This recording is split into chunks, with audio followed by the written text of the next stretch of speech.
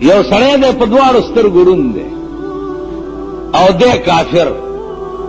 د دنیا علاجونه یې وکړه نه جوړېد ښځې خیال وکړو چې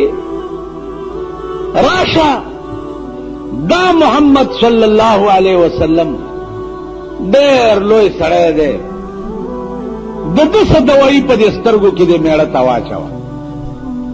حضور په لاره روان دی خو چې قدم مبارک یې کېښو د ښځې د قدم لاندې نه خاوره راواغسته پوړی کې راوړه میړه ته یې وویل چې یو نوی قسم دوایي مې درته راوړه سلایي راواغستو یو سترګه کې ورته واچوله په بله سترګه کې واچوله خو چې سلایانې ترې لرې کړې چې ګوري یو یو سترګه یې دومره دومره ښځې ته وایي دا څنګه دارو زما خو سترګې جکې جوړې او بیناش ښځې ورته ویل دا د هغه چا د خپو خاوره ده چې چا ته ته شپه ورځ کنځل کوي ویلې ښه ودرېږه چاړه یې راواغسته او دواړې سترګې یې وویستې چې تا د دشمن د خپو خاورې ما ته په سترګو کې واچولې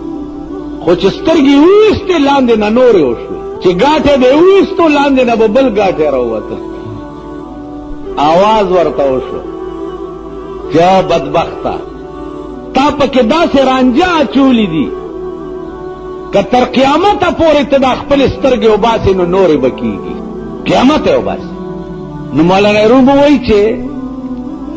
خاک طیبا از دو عالم بہتر است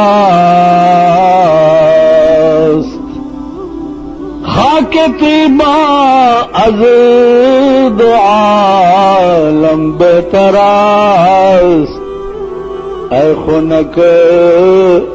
شہر کی آنجا دل برست اغا خاوری